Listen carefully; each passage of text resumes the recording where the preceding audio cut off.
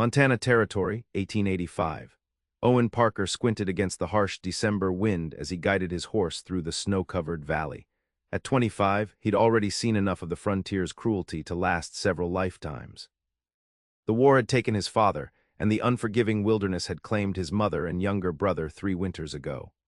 Since then, Owen had drifted from ranch to ranch, never staying long enough to form attachments, convinced that the frontier demanded solitude from those who wished to survive it.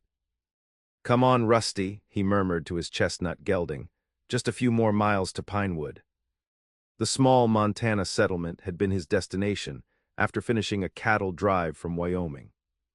Winter had descended faster than expected, forcing him to seek shelter rather than continue to California as he'd planned. The Rocking H Ranch had offered him temporary work, and Owen had accepted, though he'd made it clear to the foreman that he'd be moving on come spring. As the ranch buildings emerged through the swirling snow, Owen felt the familiar emptiness settle in his chest. Christmas was approaching, a time that only reminded him of what he'd lost. Other cowboys spoke of sweethearts waiting in town or families they'd visit when the snow melted. Owen had neither. He'd convinced himself that was better. Caring for others on the frontier only gave fate more weapons to wound you with. The bunkhouse door swung open as Owen dismounted, and Harry, the ranch foreman, stepped out with a lantern. "Thought you might have frozen solid out there, Parker," he called. Owen led Rusty toward the stable. "Takes more than a little snow to stop me. When you're done with your horse, come to the main house. Mr. Henderson wants to see you." Owen nodded, wondering what the ranch owner could want. He'd only been at the Rocking H for 3 weeks. As he brushed down Rusty and made sure the horse had feed and water, he considered the possibility he was being let go. Christmas was coming, and ranches often cut back on hands during winter. The thought didn't trouble him much. Moving on was what he did best. The main house glowed with warm light when Owen approached, hat in hand. He knocked on the door, stomping snow from his boots. The door opened to reveal a young woman he hadn't seen before. She stood about 5'4", with honey blonde hair pulled back in a simple but elegant knot. Her blue calico dress was modest but well-fitted, and her clear blue eyes regarded him with curiosity. Owen guessed her to be around 22. "Mr. Parker?" she asked, her voice warm. Owen cleared his throat, suddenly aware of his trail-worn appearance. "Yes, ma'am. Harry said Mr. Henderson wanted to see me." "Please come in. Uncle Hiram is in his study." She stepped aside, allowing him into the warmth of the house.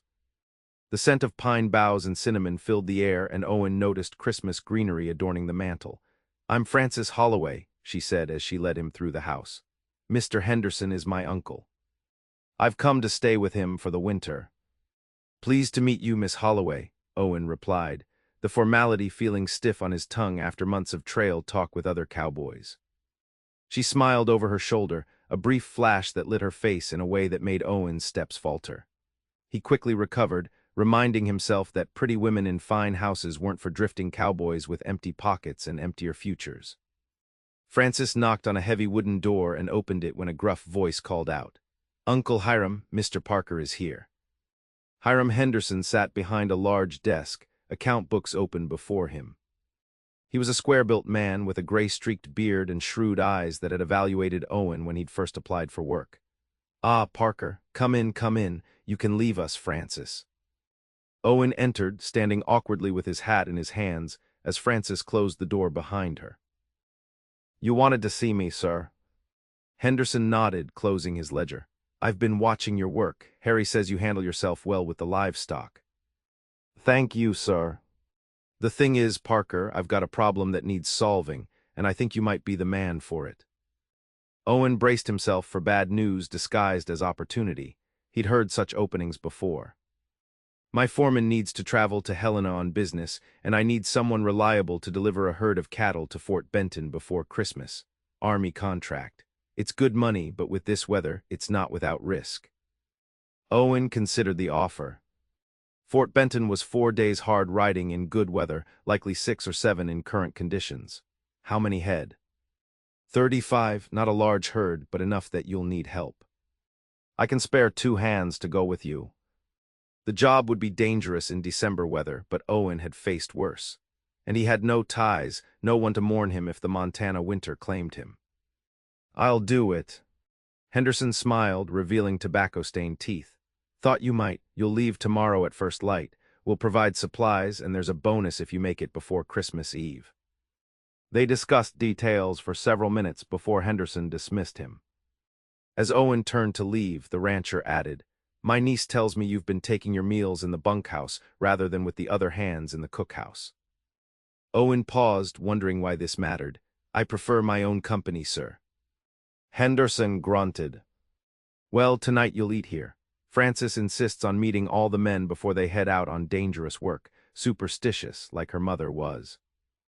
Declining wasn't an option. "Yes, sir, what time?" 6 o'clock, and Parker. "We don't stand on ceremony here, but you might want to clean up a bit." Frances set store by appearances. Owen left feeling unsettled. Dinner with the boss and his niece meant small talk and pretending to be something he wasn't, a man with prospects, with a future worth discussing. He'd learned to keep to himself because it was easier than explaining the hollow place where family and hope should have been. Back at the bunkhouse, he dug through his meager belongings for his one decent shirt, a faded blue cotton that had seen better days but was at least free of patches. He shaved carefully with cold water, wincing as the razor scraped over his jawline, then attempted to tame his dark brown hair into some semblance of order. Jade, one of the other cowboys, whistled when he saw Owen's efforts. "Someone's putting on the dog tonight." "Boss invited me to dinner," Owen said curtly, discouraging further conversation. "With Miss Frances," Jade persisted, grinning. "Half the men in the county have been sniffing around since she arrived from back east." Owen shot him a look that silenced further commentary. He wasn't interested in local gossip, especially about women who inhabited a world as distant from his as the stars overhead. At 6 o'clock sharp, Owen knocked on the main house door again. This time, Frances herself opened it, now wearing a deep blue dress that brought out the color of her eyes. Her hair was arranged more elaborately, with small combs holding it in place. "Mr. Parker, welcome," she said, her smile genuine. "Please come in." The dining room table was set with china and crystal that made Owen acutely aware of his rough hands and unpolished manners. Henderson was already seated at the head of the table, and he gestured for Owen to take a seat across from Frances. "Sir," Owen acknowledged, taking his place carefully. Frances served a meal far superior to the bunkhouse fare Owen had grown accustomed to: roast beef with potatoes, fresh bread, and vegetables preserved from the summer garden. As they ate, Henderson discussed the details of the cattle drive while Frances listened attentively. "Have you made this journey before, Mr. Parker?" she asked during a lull in conversation. Owen shook his head. "No, ma'am, but I've made similar drives in worse conditions." "Frances arrived from Philadelphia last month," Henderson explained. "She's still adjusting to Montana ways." "It must be quite different," Owen ventured, trying for politeness. Frances smiled, a wistful look crossing her features. "Very different, but beautiful in its own way. The mountains here have a majesty you can't find in Pennsylvania." "And what do you think of ranch life, Miss Holloway?" "I find it fascinating. Everyone works so hard with such purpose." She glanced at her uncle. "Though I admit I'm still learning about cattle and horses." Henderson chuckled. "Frances is too modest, she's a quick study. Already helping with the accounts." The conversation continued, and Owen found himself surprisingly engaged. Frances asked intelligent questions about his experiences on cattle drives, genuinely interested rather than merely polite. When she spoke of her journey west, her eyes lit with excitement that transformed her pretty features into something truly beautiful. "And what about your family, Mr. Parker?" she asked as they finished the apple pie she'd served for dessert. The question jolted Owen from his momentary comfort. "Gone, ma'am, just me now." A shadow crossed her face. "I'm sorry, that was thoughtless of me." "You couldn't have known." Henderson cleared his throat. "Parker's one of the best hands we've got, Frances. That's why I'm trusting him with this drive." The conversation shifted, but Owen felt Frances's gaze return to him occasionally, as though reassessing what she saw. When dinner concluded, Owen thanked them both and rose to leave. "I'll see you to the door," Frances said, standing as well. At the doorway, with her uncle out of earshot, she spoke softly. "Mr. Parker, I truly am sorry about your family. I lost my parents 2 years ago to influenza. I know how it feels to be untethered." Owen looked at her with new understanding. It gets easier with time, Miss Holloway. Does it? She asked, her blue eyes searching his face. Sometimes I wonder. Before he could respond, she added, Please be careful on your journey. And Merry Christmas, should I not see you before you return. Merry Christmas, Miss Holloway, he replied, the words feeling foreign on his tongue after years of ignoring the holiday. As he walked back to the bunkhouse through the falling snow, Owen felt something shift inside him, a small crack in the wall he'd built against attachment. He quickly reinforced it, reminding himself that Frances Holloway was the boss's niece, a woman of education and refinement. He was a drifter with nothing to his name but a good horse and the clothes on his back. Such thoughts had no place on the dangerous trail ahead. The cattle drive to Fort Benton proved every bit as challenging as Owen had anticipated. He departed at dawn with Jade and another hand named Tucker, driving the small herd north through snow-covered grasslands and valleys. The cattle struggled against the drifts, and the men worked from dawn until well past dusk each day to keep them moving. On the third night, they made camp in the shelter of a bluff. As they huddled around the campfire, Jade passed a flask of whiskey to ward off the bitter cold. Miss Frances sure took a shine to you at dinner, he remarked, eyes gleaming with mischief. Owen accepted the flask but ignored the comment.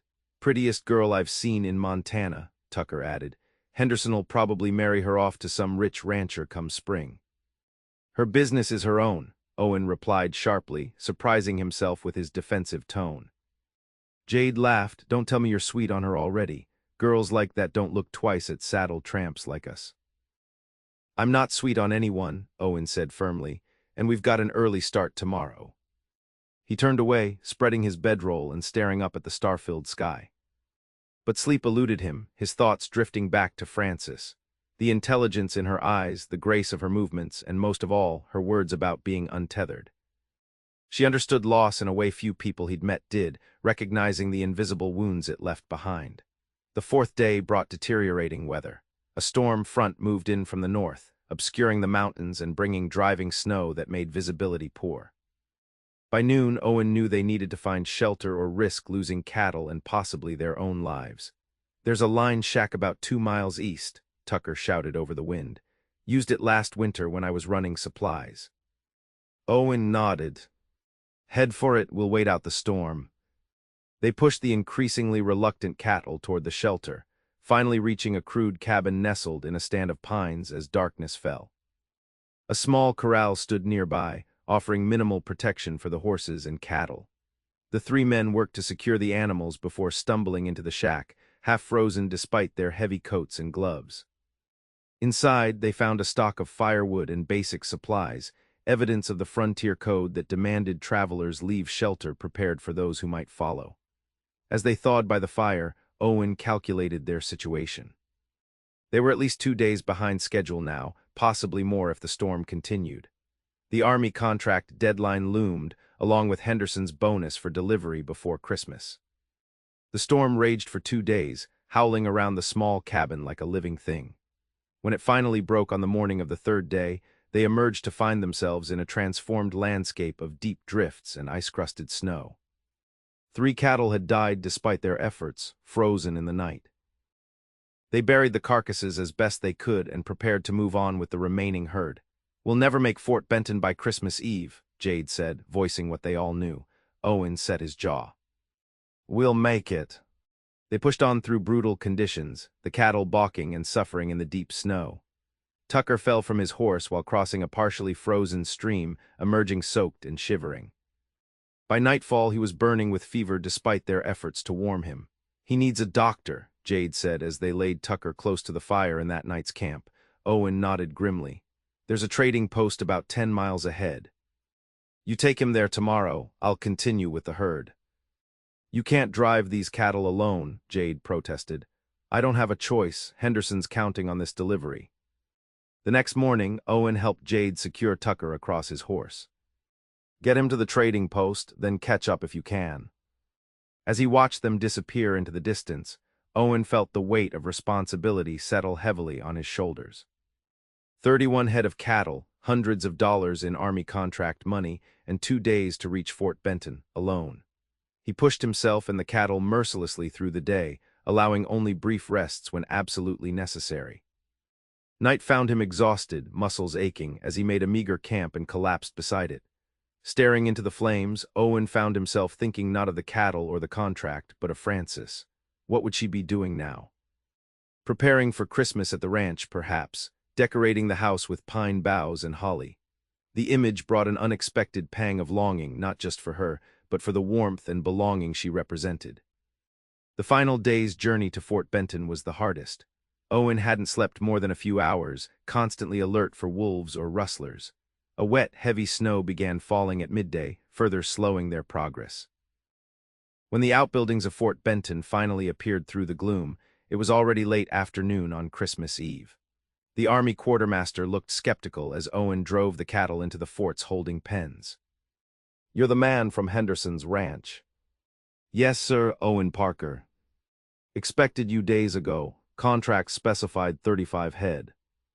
Lost 3 to the storm," Owen explained, handing over Henderson's paperwork. "Had to leave a man at the trading post with fever, another's bringing him in." The quartermaster counted the cattle twice before signing off on the delivery, cutting it mighty close to Christmas. "But we made it," Owen said, feeling a wave of exhaustion now that his task was complete. "That you did," the man handed Owen an envelope. "Your payment as agreed." Owen pocketed the money and led his weary horse toward the fort's small hotel. He needed a hot meal and proper rest before starting the long journey back to the rocking H. The hotel was crowded with travelers stranded by the weather.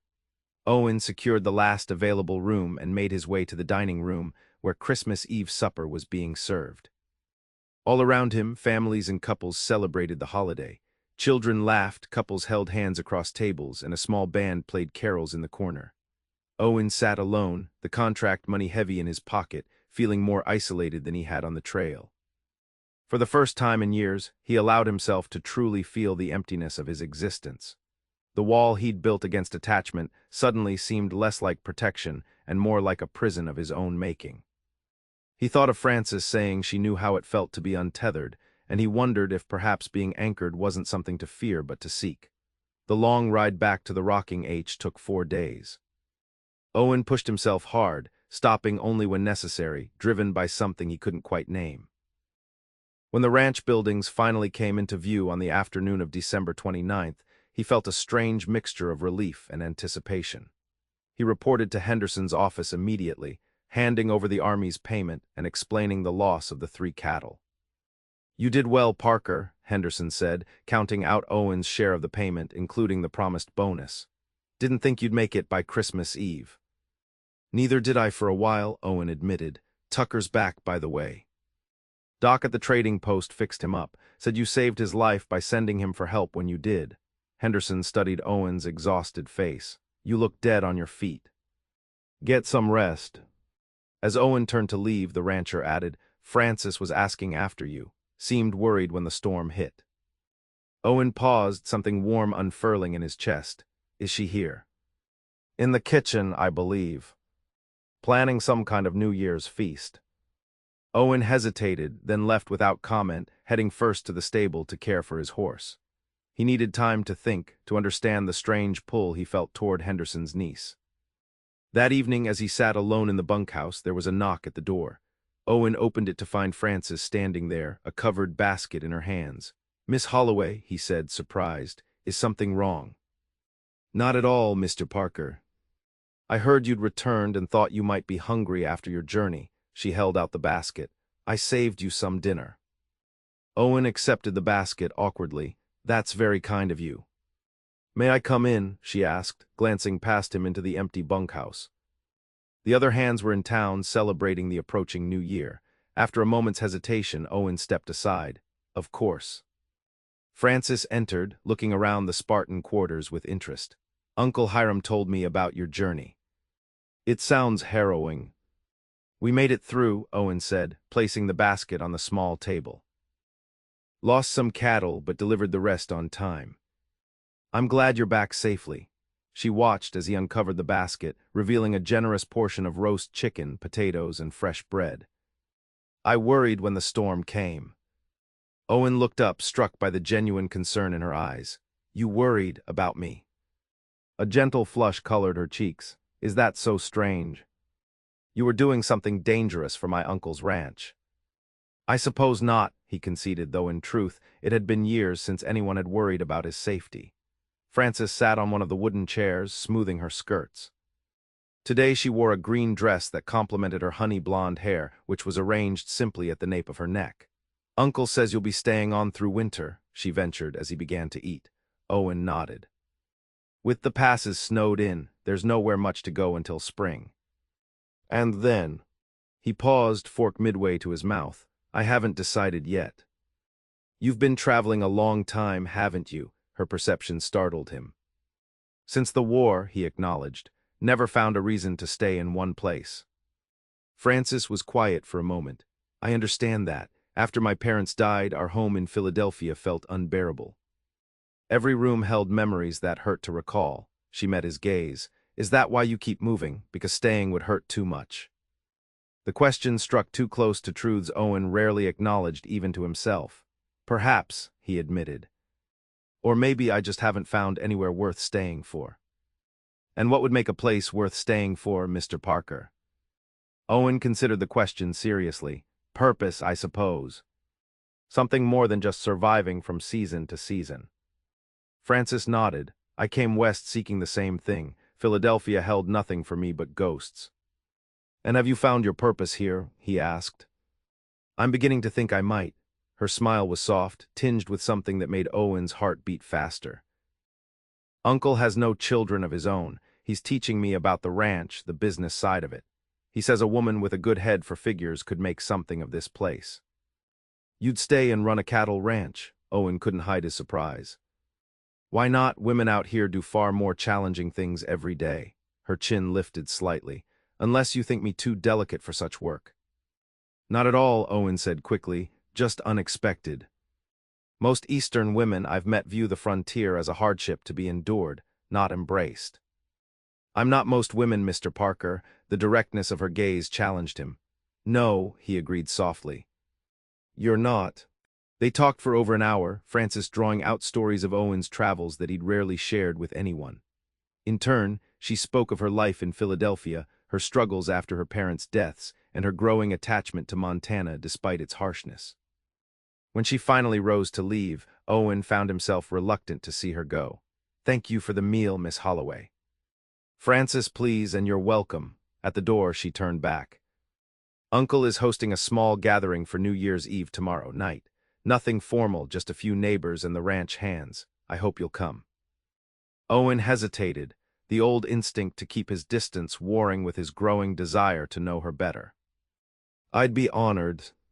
Her smile lit up her face. Until tomorrow, then. After she left, Owen sat for a long time, contemplating the strange feeling expanding in his chest, a warmth he'd nearly forgotten was possible. The New Year's gathering was modest by Eastern standards, but lavish for frontier celebrations. Henderson had cleared the main room of furniture to create space for dancing, and a local fiddler provided music. The ranch hands and neighboring homesteaders arrived in their Sunday best, eager for rare social entertainment. Owen entered reluctantly, uncomfortable in crowds but drawn by the promise of seeing Frances again. She found him almost immediately, resplendent in a dress of deep red that made her look both festive and elegant. You came, she said, pleasure evident in her voice.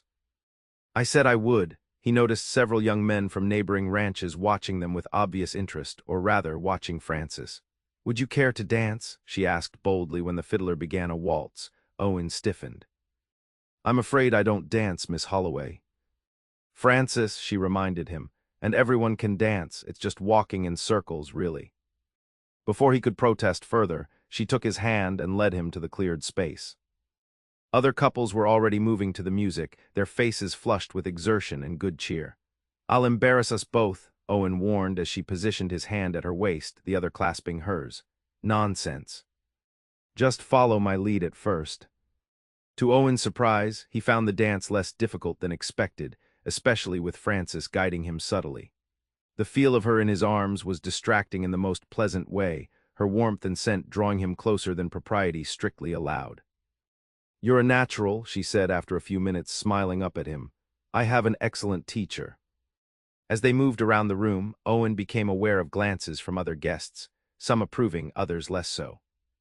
Henderson watched them from across the room, his expression unreadable. "People are watching us," Owen murmured. "Let them," Frances replied, her eyes never leaving his face. "I don't care what they think." "Your uncle might." She smiled. "Uncle Hiram values competence and honesty above all else. He's spoken highly of you." When the dance ended, Owen reluctantly released her. "Thank you for the lesson." "My pleasure." She looked as though she wanted to say more, but was interrupted by a young rancher who approached to claim the next dance. Throughout the evening, Owen found himself watching Frances as she moved among the guests, gracious and engaging with everyone. Occasionally, their eyes would meet across the room, and the connection between them seemed to strengthen with each glance. Near midnight, as the celebration reached its peak, Frances appeared at his side again. "It's almost the new year," she said. "Come outside with me. It's tradition to greet it under the stars." Owen followed her onto the porch, where the cold night air was a shock after the warmth inside. The sky above was crystal clear, stars glittering like diamonds on black velvet. "Beautiful, isn't it?" Frances said, her breath forming small clouds in the cold. "In Philadelphia, the city lights obscure most of the stars." "One of the few advantages of frontier life," Owen agreed, standing close enough to feel the warmth radiating from her. From inside came the countdown to midnight, voices raised in anticipation of the new year. As the cheers erupted, Frances turned to Owen. "Happy New Year, Mr. Parker," she said softly. "Owen," he corrected. "And Happy New Year, Frances." Perhaps it was the magic of the moment, or the starlight in her eyes, but Owen found himself leaning down as she lifted her face to his. Their lips met in a kiss that started gentle but quickly deepened, Frances's hands coming to rest against his chest as his arm circled her waist. When they finally broke apart, Owen was breathless in a way that had nothing to do with the cold. "I shouldn't have done that," he said, though he made no move to step away. "Why not?" "You're Henderson's niece. I'm just a hired hand with no prospects." Frances shook her head. "Is that truly how you see yourself?" "A man with no future." The question struck Owen silent. For years he'd defined himself by what he lacked: family, home, stability. The possibility of being something more had seemed so remote he'd stopped considering it. Before he could respond, the porch door opened and guests began spilling outside, breaking the moment between them. Frances squeezed his hand briefly before moving to join her uncle, leaving Owen with his thoughts. In the days that followed, Owen found himself seeking Frances's company whenever possible. They rode together along the ranch boundaries, Frances eager to learn every aspect of ranch operations. She joined him in the stables as he worked with the horses, asking intelligent questions and offering surprisingly useful suggestions. One cold January afternoon, as they walked back from checking fence lines, Frances broached a subject that had clearly been on her mind. "Uncle Hiram tells me you're considering staying on permanently," she said, her eyes on the snow-covered path. "I'm thinking about it," Owen admitted. "Henderson offered me a position as assistant foreman come spring." "And will you accept?" He glanced at her, wondering at the tension in her voice. "I haven't decided yet." "What's holding you back?" Owen stopped walking, turning to face her fully. "Frances, what is it you want from me?" Her cheeks colored, but she met his gaze directly. "Honesty to start with." "Honesty," he repeated. "All right, I've spent years believing that the frontier is no place for attachments, that caring for people only leads to loss. And now I find myself caring anyway." The admission cost him, exposed vulnerabilities he'd protected for years. "But I have nothing to offer a woman like you." "A woman like me," she echoed. "And what kind of woman do you think I am, Owen Parker?" "Educated, refined. You could have your pick of men with property, prospects." "Stop," she interrupted. "I don't care about property or prospects. I care about the man who drove cattle through a blizzard because he gave his word, who saved his friend's life at the expense of his own comfort, who looks at the stars with wonder despite everything he's lost." Owen stood speechless, undone by her perception of him, a version of himself he barely recognized. "Is that really how you see me?" "It's who you are," she said simply. "Whether you choose to believe it or not." Their conversation was interrupted by a ranch hand, riding, toward them with news that one of the pregnant cows was struggling to deliver. The moment passed, but Owen carried Frances's words with him like a talisman in the days that followed. January passed in a blur of ranch work and stolen moments with Frances. Owen found himself opening up to her about his past, his family's struggles during the war, his mother and brother's deaths from fever, the emptiness that had driven him westward without destination or purpose. In turn, she shared her own grief, the sudden loss of her parents, the coldness of relatives who saw her only as a burden, her decision to accept her uncle's invitation west despite knowing nothing of ranch life. It was like drowning, she told him one evening as they sat before the fire in Henderson's study, the older man having tactfully retired early. Each day in that house without them, I felt myself sinking deeper. What changed? Owen asked. Frances smiled. I decided to swim, to fight against the current rather than surrender to it. She studied his face in the firelight. You've been surrendering for years, haven't you? Moving on rather than fighting through the pain of staying. The observation struck too close to home for comfort. Perhaps, he acknowledged, but moving has its own kind of peace. Does it? Or is it just the illusion of peace? Before Owen could answer, Henderson's housekeeper interrupted to ask Frances about breakfast arrangements for the next day. When they were alone again, the moment had passed, but Frances's question lingered in Owen's mind like a challenge. February brought a thaw followed by renewed cold that left the ranch encased in treacherous ice. Owen was returning from town with supplies when he saw smoke rising from an isolated section of Henderson's north pasture. Urging his horse forward, he discovered a small homesteader's cabin ablaze. An elderly couple stood helplessly nearby, the man trying in vain to organize a bucket line from their well with the help of their young grandson. Owen didn't hesitate. He jumped from his horse and took charge, directing the boy to fetch more buckets while he and the old man fought to contain the flames. Together they managed to save half the structure, though the other half was reduced to charred timbers. "Don't know how we can thank you, mister," the old man said when the danger had passed. "Would have lost everything without your help." "No need for thanks," Owen replied, soot-streaked and exhausted. "Anyone would have done the same." "Not anyone," the man disagreed. "Most would have ridden on by. Frontier folk mind their business." Owen helped the couple salvage what they could from the ruins and promised to return with additional supplies from the ranch. As he rode back, he reflected on the old man's words. There had been a time when he might indeed have ridden past, convincing himself that others' troubles weren't his concern. When he told Frances about the fire that evening, her response surprised him. "Take me with you tomorrow," she said. "I want to help them. It's not pleasant work, Frances, and the road is treacherous with ice." "All the more reason they need assistance." Her determination was evident in the set of her jaw. "These are my uncle's neighbors. That makes them my concern." The next morning they loaded a wagon with food, blankets, and building supplies.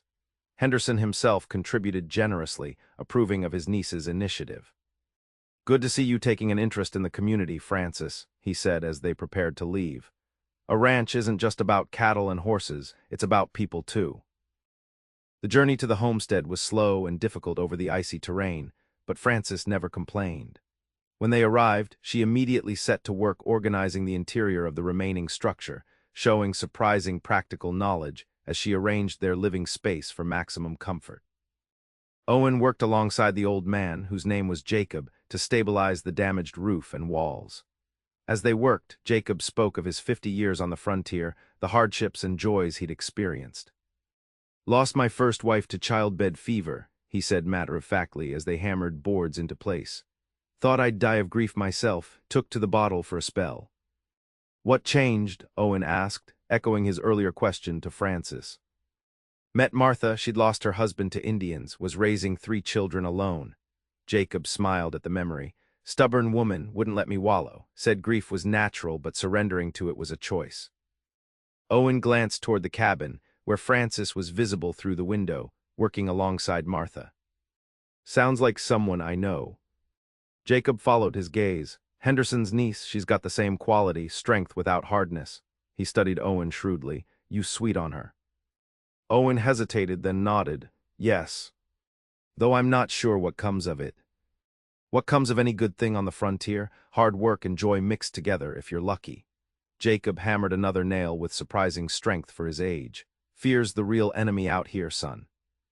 Not weather or distance or even time, just fear. They worked through the day, making the cabin weathertight again. As they prepared to leave, Martha pressed a small package into Frances's hands. "Family Bible," she explained.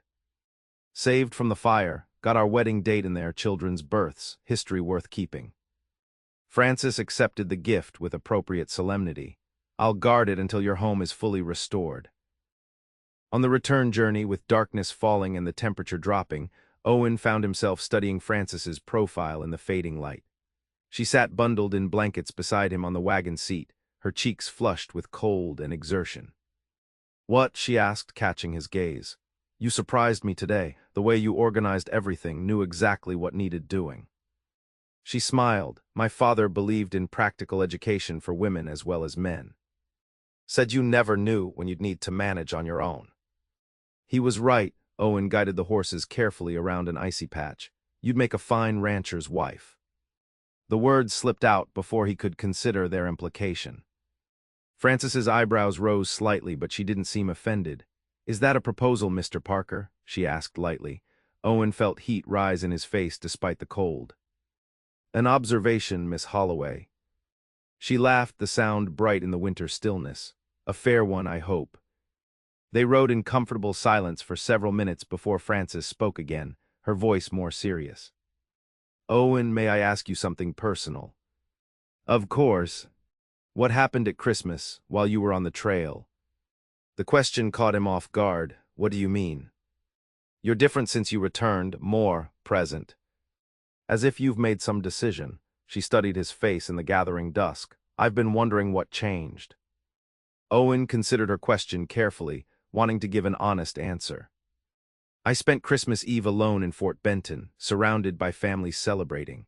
For years, I've avoided such gatherings, told myself I preferred solitude." He paused, remembering the hollow feeling that had overwhelmed him that night. "But sitting there, I couldn't maintain the lie any longer. I didn't want to be alone. I just feared the alternative more. And now I'm reconsidering many things." He met her gaze directly. "Including whether staying might be braver than leaving." Frances smiled, her expression softening. "I think it is, for what it's worth." When they returned to the ranch, Henderson was waiting on the porch despite the late hour. "Was beginning to worry," he said gruffly. "Roads are treacherous after dark." "We're fine, Uncle," Frances assured him, accepting his help down from the wagon. "The Millers send their thanks for your generosity."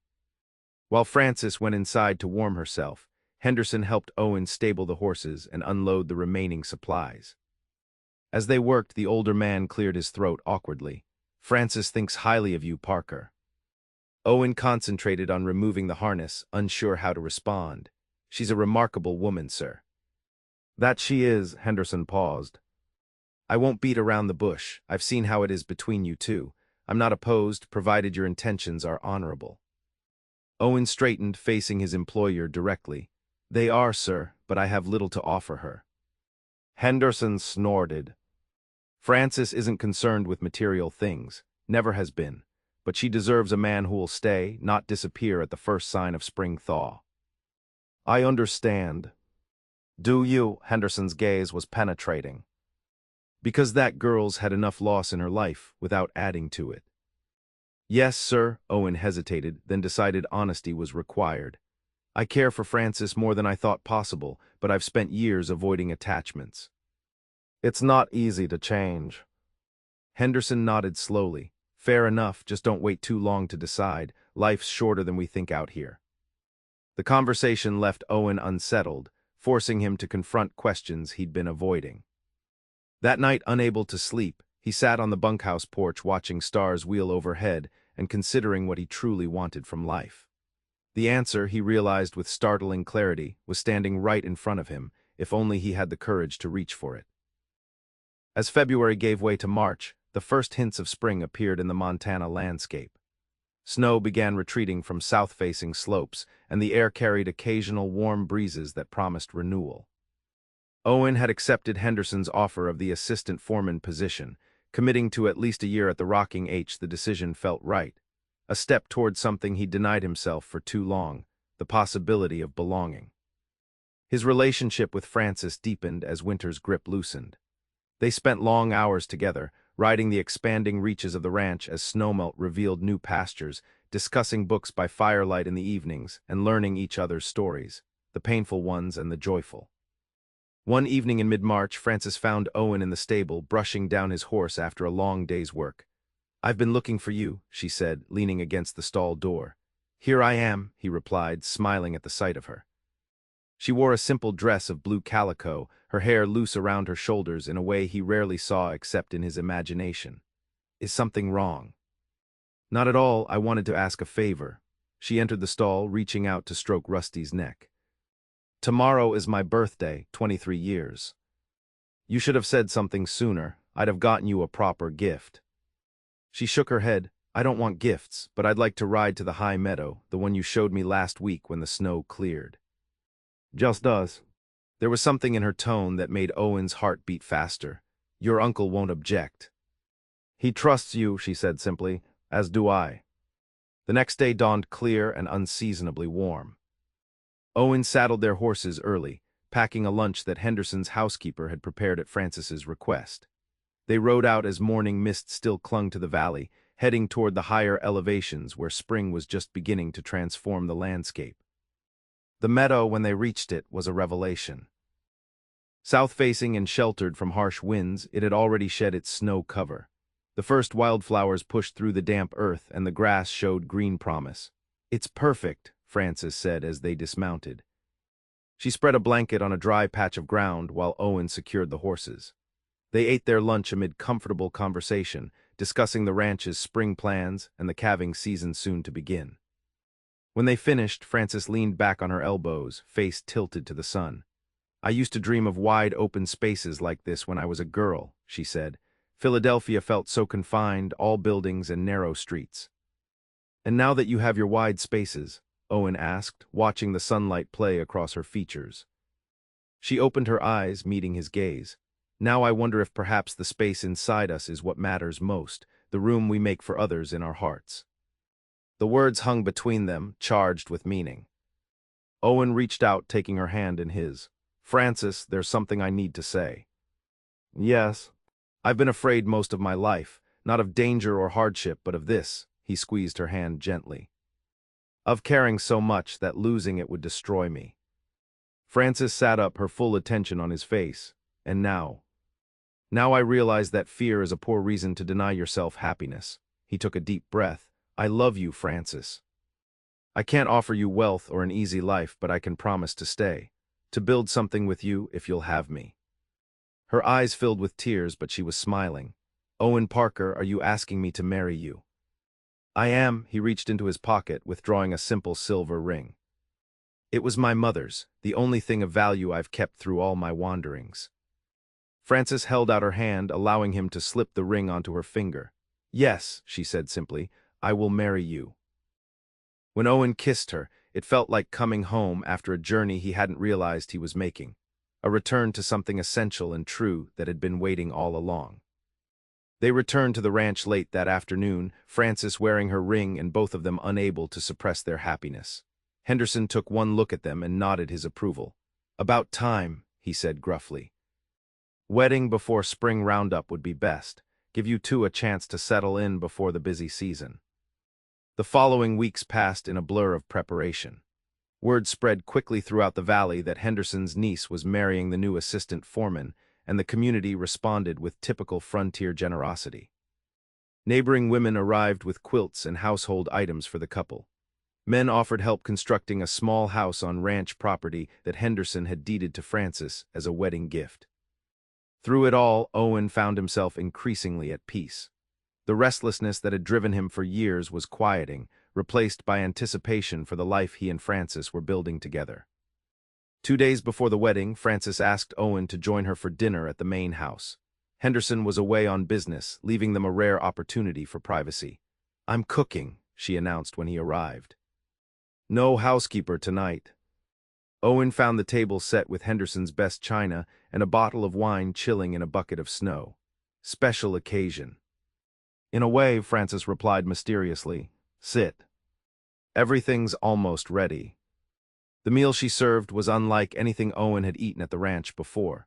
Roast beef prepared with herbs and spices he didn't recognize, vegetables arranged artfully on the plate, and a rich gravy that tasted of wine and aromatics. "This is incredible," he said after the first bite. "Where did you learn to cook like this?" Frances smiled, pleased by his reaction. "My mother taught me. This particular meal was a Christmas tradition in our family."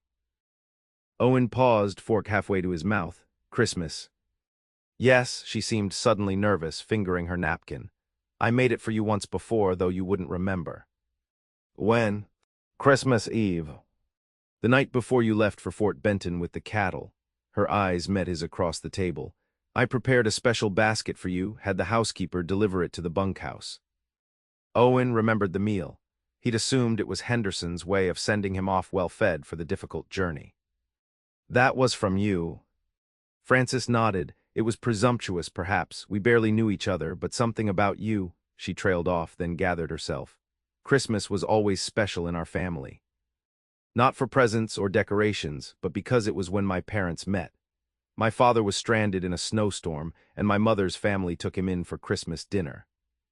They were married 3 months later." "You never told me that," Owen said softly. "I couldn't find the right moment, and then when you returned and things began between us," she gestured helplessly. "I was afraid you might think I'd planned it somehow, that I'd set my cap for you from the beginning." Owen reached across the table, taking her hand. "Frances, the fact that you cared enough to prepare a special meal for a stranger at Christmas only makes me love you more." Her expression lightened with relief. "Truly, truly, though I'm curious, why recreate it now?" "Because I wanted you to know the whole story before we marry, no secrets between us." She squeezed his hand. "And because that Christmas meal was always a symbol of hope in our family. A reminder that sometimes the greatest gifts come disguised as misfortune, like a stranded traveler or a drifting cowboy." 2 days later, they were married in Henderson's parlor with half the county in attendance. Frances wore a dress of cream-colored silk that had belonged to her mother, altered to fit her slender frame. Owen, in his best suit, felt both terrified and exultant as he watched her walk toward him on her uncle's arm. The ceremony was brief but heartfelt. When they exchanged vows, Owen's voice remained steady despite the emotion tightening his throat. The words felt not like a commitment, but a recognition of what had already been decided in his heart. Their small house, not yet complete but habitable, welcomed them that evening. Friends had decorated it with spring flowers and stocked the pantry with necessities. A handmade quilt from the neighboring women covered the bed, and the fireplace was laid ready to light. As darkness fell and they were finally alone, Owen pulled Frances into his arms. "Mrs. Parker," he murmured against her hair, "still certain about your choice?" She leaned back to look at him, her eyes reflecting the firelight. "More certain than I've ever been about anything." Later, as they lay together in the quiet of their new home, Frances rested her head on Owen's chest. "Do you remember what you told me about that Christmas Eve in Fort Benton? How alone you felt." "I remember," he said, stroking her hair. "I felt that way too after my parents died, as if I'd never belong anywhere again." She propped herself up on one elbow to see his face. "I don't feel that way anymore." "Neither do I," Owen replied, realizing the truth of it deep in his soul. The emptiness that had haunted him for years was gone, filled now with something he'd stopped believing was possible, a sense of home that had nothing to do with place and everything to do with the woman beside him. "I love you, Frances Parker," he said, the name still new and wonderful on his tongue. She smiled, leaning down to kiss him. "And I love you, Owen Parker, welcome home." Outside their window, spring continued its steady advance across the Montana landscape.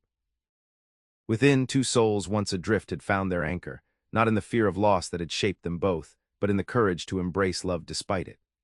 And in years to come, when their children gathered around their table for Christmas dinner, Owen and Frances would tell the story of a special meal prepared for a drifting cowboy, and how it had led him, finally, to a place called home.